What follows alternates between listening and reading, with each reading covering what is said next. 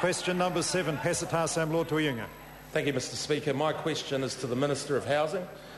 What plans does the government have to increase and improve state housing in Auckland? Honourable Phil Heatley. Mr Speaker, today I'm pleased to announce that over the next 5 years, Housing New Zealand will build or acquire up to 1,400 additional new homes in Auckland, and we will upgrade 14,500, that's 14,500 existing properties, nearly half the current state housing stock in the region. Peseta Sam Lotu-Iiga. Thank you, Mr Speaker. Supplementary. How do these plans impact the government's commitment to work with third sector providers of social, affordable and niche housing? Honourable Phil Heatley. Speaker, currently a number of old, cold and mouldy state homes are sited on large quarter-acre sections in Auckland. They have been for a decade. Where appropriate, Housing New Zealand will subdivide these properties to provide a mix of new fit-for-purpose state housing, to work with the third sector to assist them to provide more social and niche housing, and also to increase the supply of land available for home buyers, including first home buyers. Rahui Katane. Thank you, Mr Speaker. To the Minister, what plans does the government have?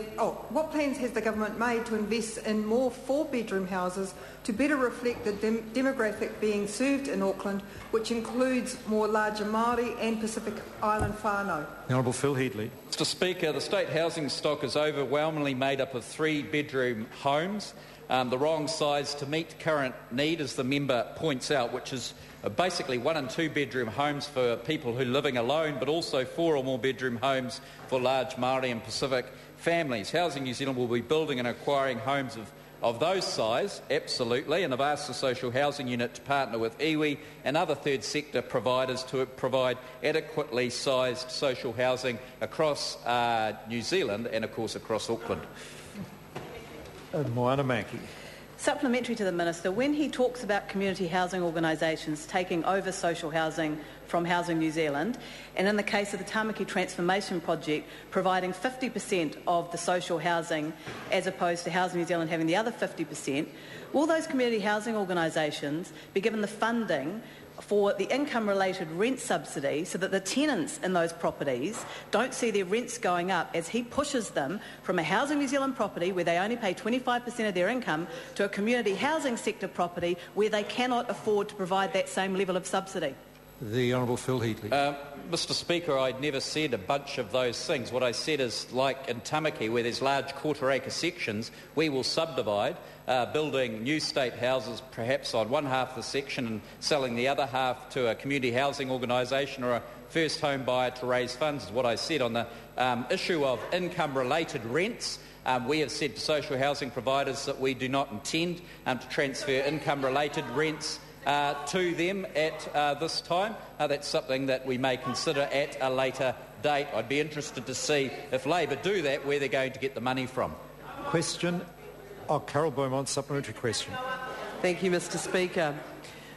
To the Minister, why are the residents of Northern Glen Innes who are being relocated not being given the opportunity to return to their current community once the redevelopment work has been completed, as was the case with the Ladies Mile and Kings Road developments? The Honourable Phil Heatley.